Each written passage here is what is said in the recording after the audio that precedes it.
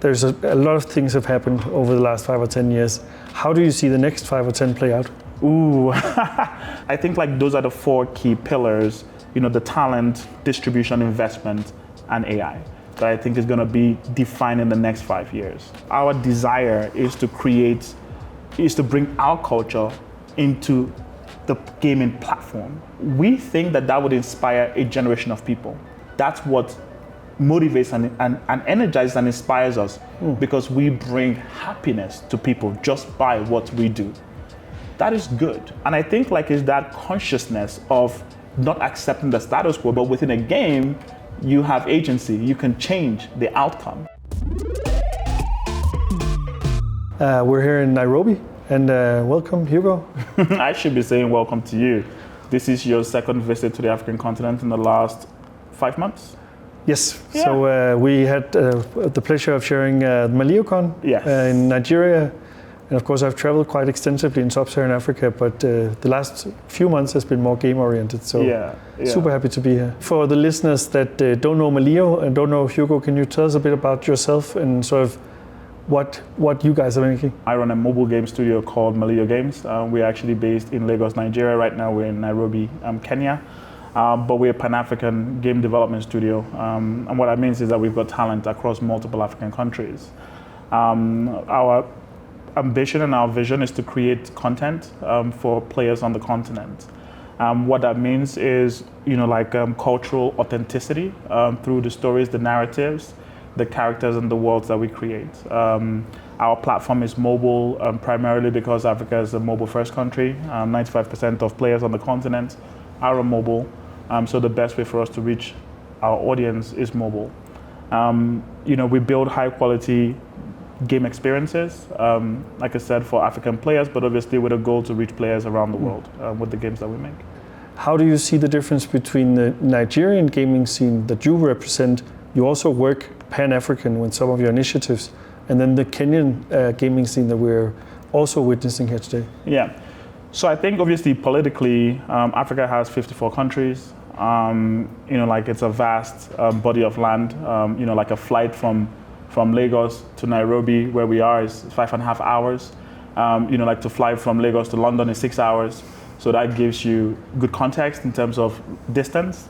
Languages is quite broad, over 1,000 languages, multiple indigenous languages, multiple tribes, vastly different from West Africa to East Africa to Southern Africa and obviously North Africa. But I think when you think about gaming, I think gaming is more, there's a commonality for gaming. So when I think about gaming culture, I think that Africa in itself is very similar.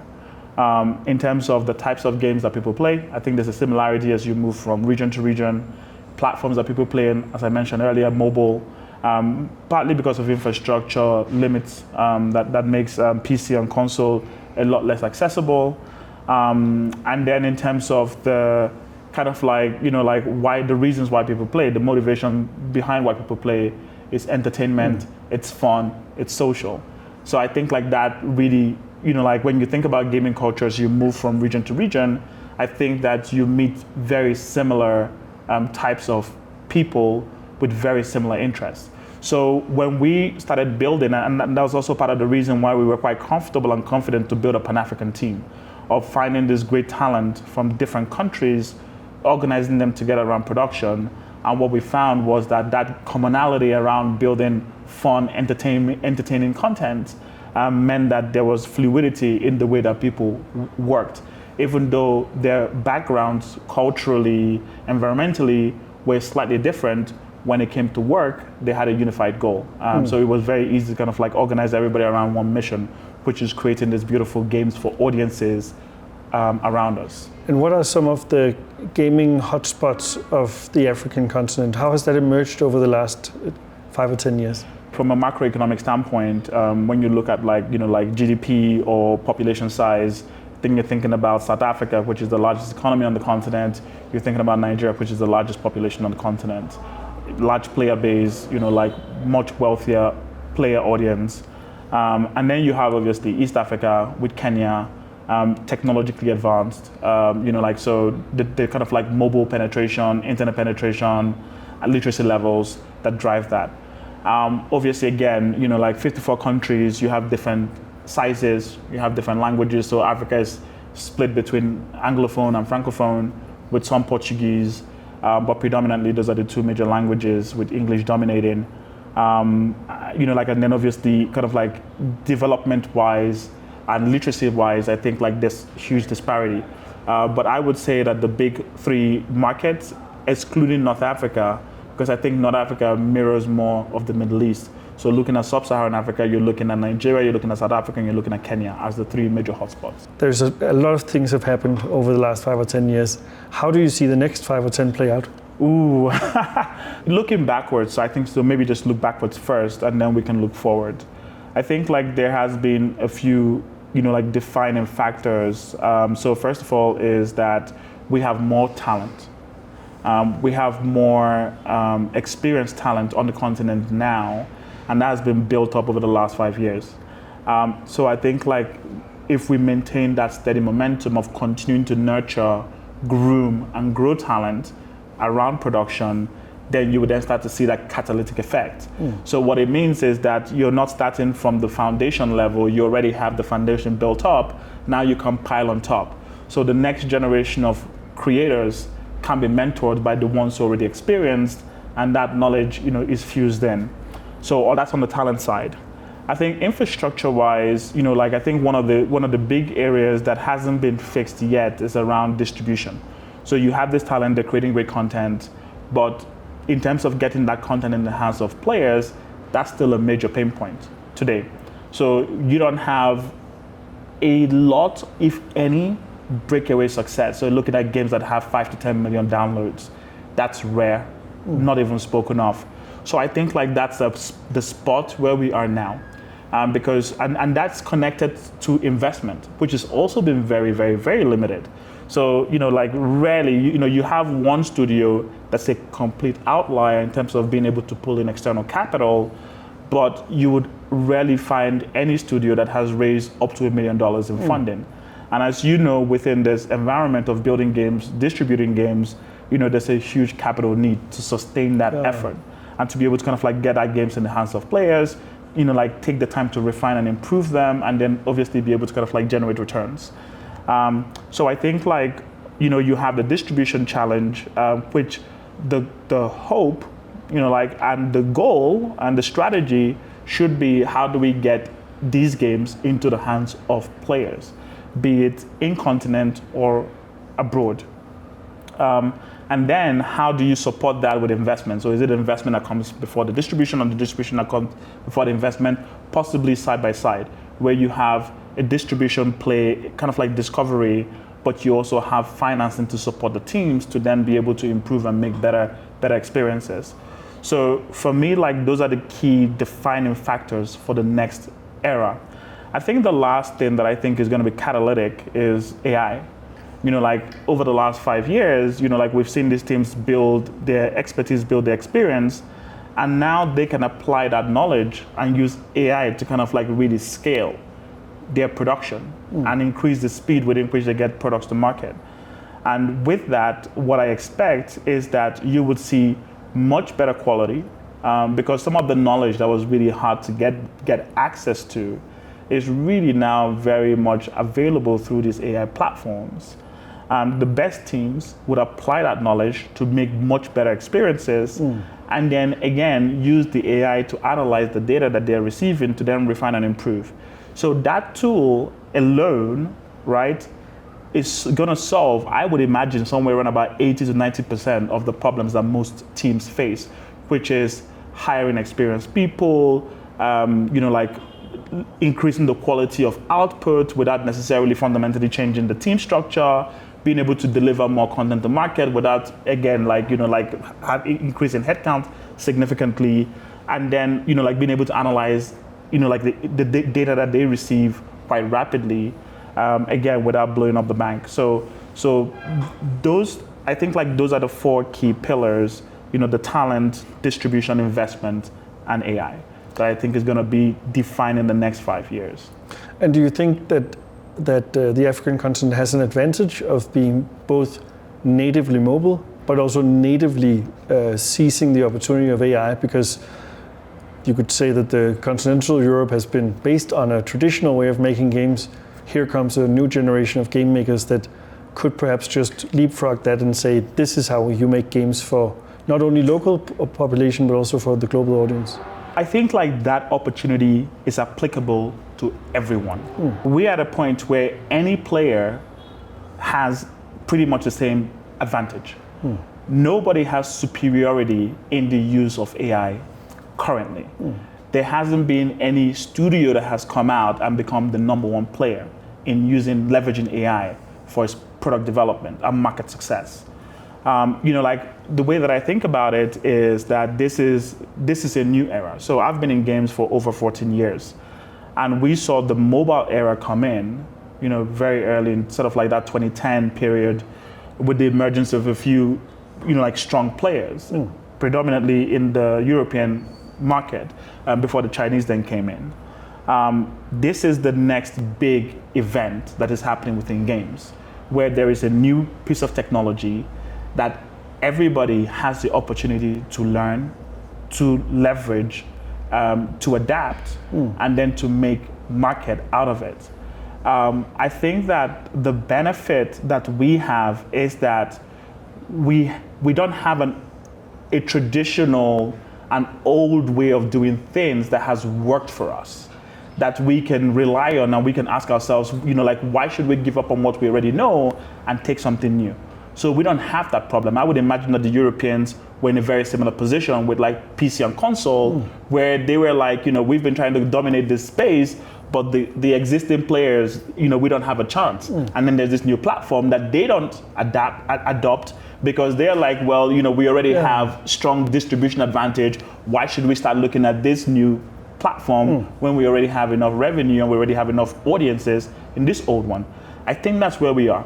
But what we do is what is going to determine how much of it we are able to take advantage of. And that goes into this experimentation, this rapid prototyping, this, like embracing the technology, but understanding that, like it requires multiple disciplines, like this kind of like teamwork, collaboration, like some of the studios who already have production experience, I think can leverage this way better than studios who have zero experience. But that doesn't necessarily mean that the ones who don't have experience cannot come up. I think like if you think about how long it took to produce a game and get a game released in the old way of doing things versus like this new era where you have AI, the chances are much greater to produce something that is unique, that is of great quality, where you can validate pretty fast and see, like how audience respond and behave, and then hopefully adapt that to then build market success. But again, it's really around organizing around production and how much of that tool is leveraged and how it is leveraged as well. But like for us as a studio, we are already in that position where we're utilizing this tool and we're seeing the efficiency gains from utilizing it. We are in the process of testing out how the market and audience responds to these new products in comparison to the old products that we have. So the benchmark is not necessarily a market benchmark, it's the traditional, like our old catalog. How does this new way of doing things compare to the old way of doing things? But the speed at which we're able to develop is much more rapid, is way more efficient, the quality is way better. So the expectation is that the data and the player engagement is way better. And then it's really about how we can leverage that to then start to do more commercial oriented games. The future successes or the first successes, blockbusters coming out of Africa, will they be based on cultural content, so more regionalized, focused content, or do you think that they will aim for the global audience to begin with? What type of game should we look forward to? So I think that the unique advantage that we have, if you think about the differentiator within the global marketplace, right? You have technical competencies, like you have capital, you have infrastructure, access to market, I think that it's hard for us to compete when it comes to technical competence against some of the other well-established teams. I think in terms of financial resources, it's impossible for us to compete. It's impossible for most people to compete, not just us. You can't really compete. In terms of access to market, similarly, it's impossible for you to kind of do that. So the only advantage, and you have to think about comparative advantage in this sense, is your cultural differentiation. In a crowded market where it's very difficult to kind of get attention just because you don't have a big enough speaker, the only thing that makes you stand out is how you look. And I think that is the positioning that we need to adopt. So how can we bring in something that provides the same technical quality that players would expect, so you have the familiarity, but visually, maybe storily, it looks, sounds, and feels different. So that you can actually get people to say, hey, listen, what is that? What is that? And then can I take a look and what is the experience like? And then now I'm immersed. So that's I think it's, I think if you do the generic content, in my experience, it's also very difficult for you to kind of get people to kind of put their heart and soul if the content has no true character or meaning, at least for an extended period. But in a crowded space, it's hard for you to kind of stand out. But if you do have deep meaning and you have true belief and conviction, but you can still deliver something that is technically strong, then there might be a chance where, again, it's a breakout success, it's a hit, it's a standout. I think for Maliyo, for instance, we try to kind of have an art signature. So we have a certain style of art that is familiar, that we continue to refine and improve, and hopefully that becomes our trademark, that becomes our identity. And would you consider that style, so Safari City is the game I know the best, would you consider that art style to be specific to Maliyo? Yes. Also specific to Nigeria or to Lagos? Or is it, how would you describe that style for those who haven't played the game yet? So I wish I would say it's specific to Nigeria. I wouldn't call it specific to Nigeria because our lead artist is Cameroonian, for instance. I think it's unique to Nigeria. I think we tried to kind of embody a visual personality, which is bold, optimistic, joyful. So something pleasant, rich, vibrant. So use of colors, bold colors, fun colors. Character and personality. So that whenever you look at the facial expression, it feels human. It feels relatable. It feels familiar. And we've taken a big chunk of that from Nigeria, but I think obviously within West Africa, there's a lot of similarities in terms of color, style, fashion, language, community spirit. So that's, we're taking all of the good within our society and we try and embody it within the kind of characters that we create. The other thing that also means is that we look for games that have central character themes, as opposed to just generic games that just squares and shapes. So we look for games that embody that kind of personality, that we can show that art not just through the kind of line and styles, but through this personality that I speak about. When you envision a typical player of your game, be it Nigerian, Cameroonian, Ghanaian, what is the player base in Africa that game companies should think about? So the first thing that I think of is that the proximity between the people who are making the games and the people who are playing the games should be very short, especially your primary audience. So when we make games, we do play tests at the studio. We invite people into the studio, and we get them to play the different games that we're making. And we get the teams to observe the emotional response and emotional reaction of those players to these games. And we try to find this kind of happy moment where there's a smile, there's like this kind of like, like excitement that comes out of the people in terms of, from their interaction with the games. And then we do focus groups and we ask them what they think about the game, what they liked, what they think we can do better, and we have those types of interactions with them. And that is how we gradually start to build the audience base. It's the familiarity, that recognition, that I can recognize that personality, I recognize those colors, I recognize this style, I recognize this environment, and I am excited to see it displayed in this medium. Like I'm familiar with the other titles, the big global titles.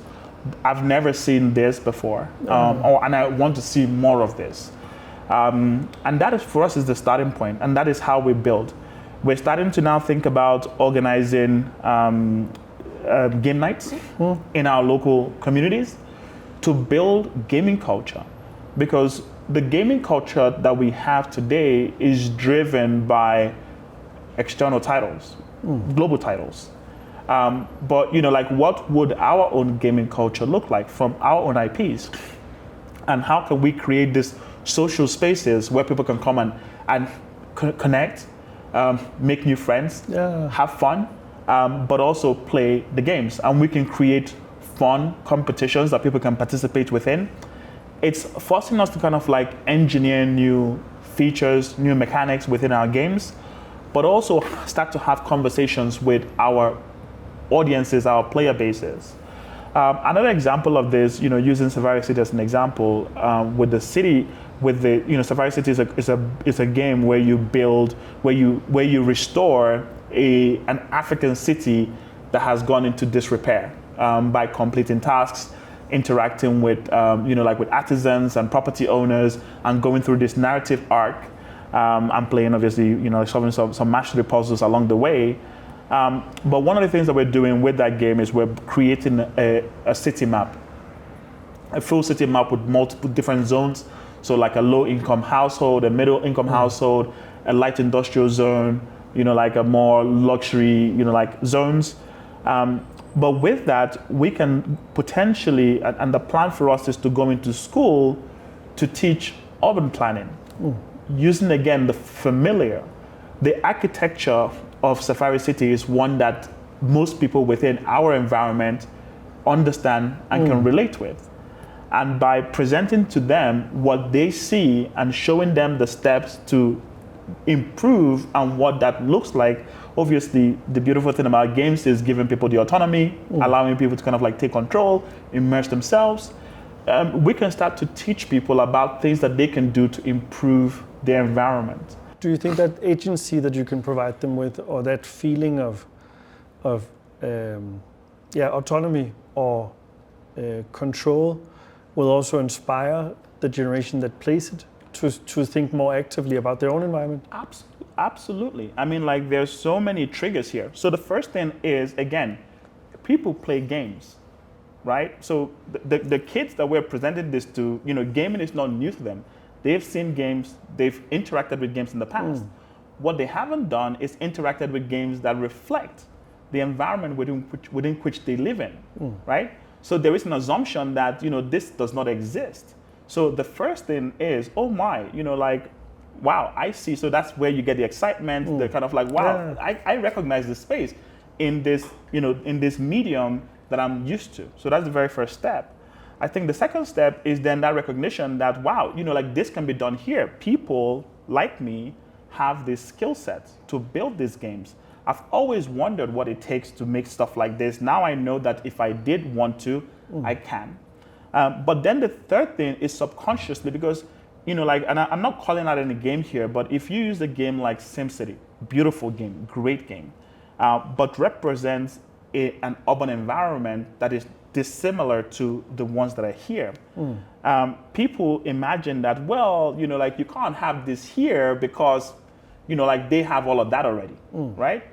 But if you then take into consideration the kind of like infrastructure deficit, and people then say, well, yeah, this is exactly as it is, and now I can now think about, this and that, so, like looking at like pollution, looking at like drainage systems, looking at like, like water, looking at, security.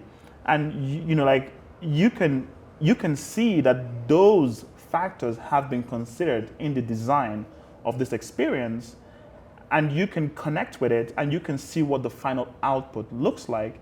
Yes, it might not necessarily mean that you go to your community tomorrow and you ask for change, but this could drive people to want to do urban planning. Yeah. This can drive people to want to participate in local politics. This can inspire people when they think about building housing estates to say, hang on a second, there was this game that we played as kids that reflected these, and we don't want to make those mistakes again. And I think it's that consciousness of not accepting the status quo, because obviously in reality, the status quo is the status quo, but within a game, you have agency, you can change the outcome. And it's recognizing that, and I think that's where it becomes meaningful, because now we have a wider dialogue. As you can do papers, you can do policy, but getting people to engage is a very different thing. And then when you present people with these tools and they can engage, especially the younger generation, then you can get better participation, because now they think you're really interested in their opinions. And that also addresses part of my next question, but the whole sort of gaming for good, how do you see that integrate? Because of course some of this is inherently what I would define as gaming for good, that you inspire the future generations to be interested in urban planning and think, maybe even become active in politics, and sort of thinking, how do I want to affect my local community? How is gaming for good becoming, how is that weaving into the industry as it evolves? Gaming for good kind of creates this separation between games and good, right? But if you think about the motivation for my team, as an example, our desire is to bring our culture into the gaming platform. We want to see better representation, right? We think that would inspire a generation of people. And those games are games that are primarily designed to be fun. They're commercial games. But we think that, as I said, when people pick it up and we see the kind of emotional response that they have, that's what motivates and energizes and inspires us, because we bring happiness to people just by what we do. That is good. Yeah.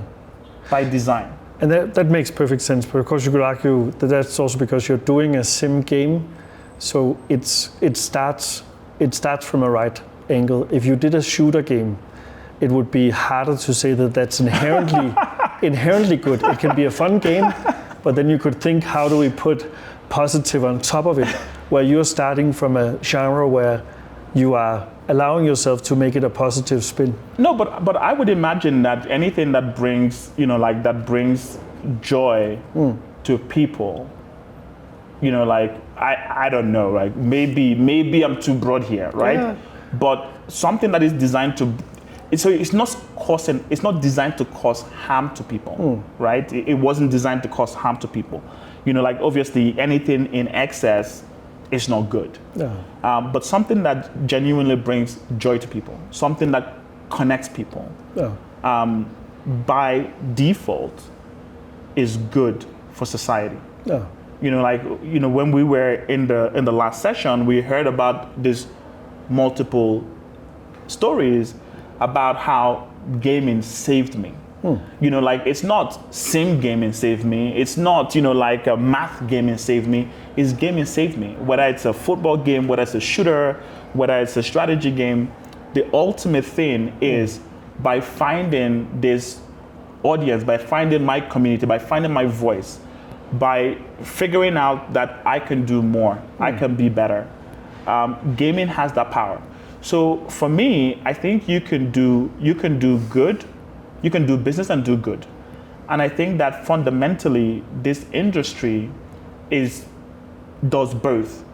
Does not necessarily mean that there aren't malicious actors out there, but if you took, say, gambling, casino, and gaming, the inherent objective of a game, right, is to bring joy to people. Yeah.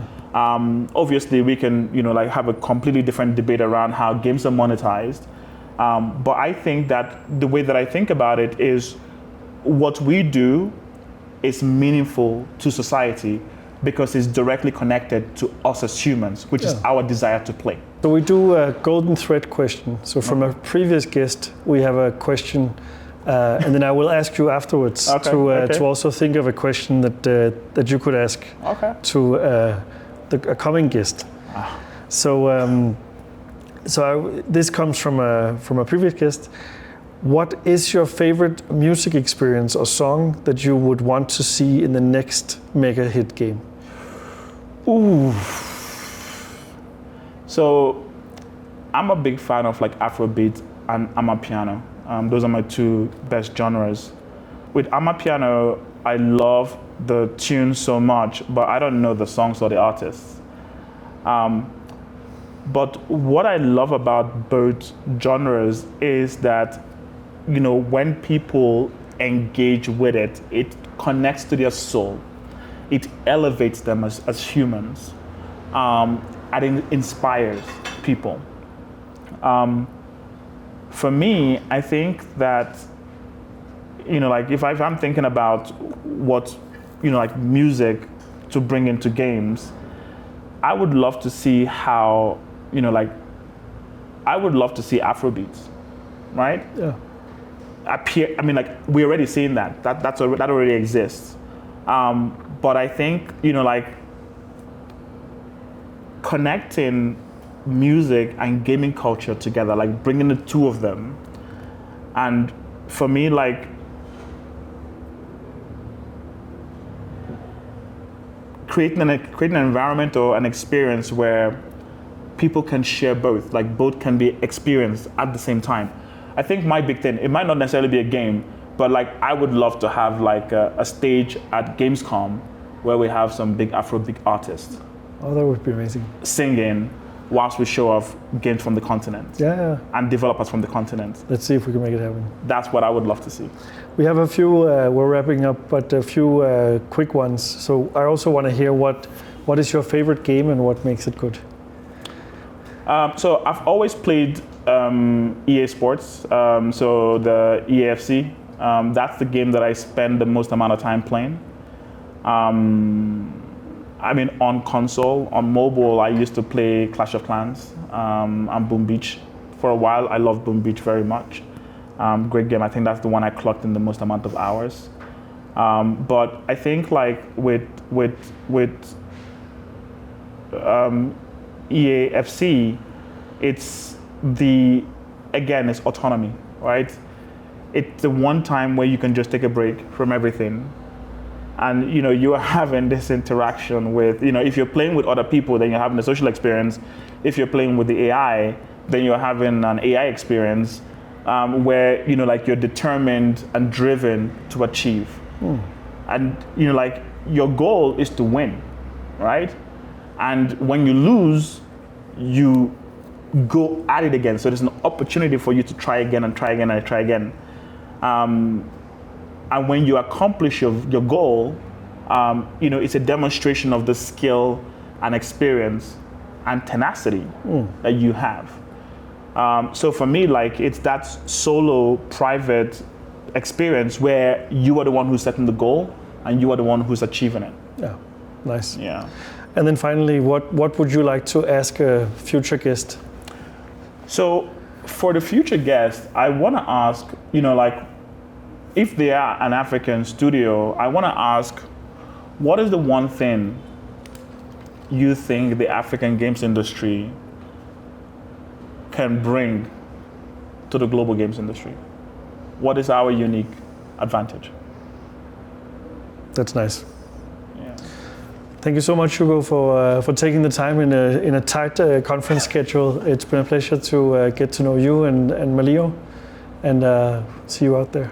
Thank you very much. Thanks for having me. Of course. Awesome. Glad we could do this.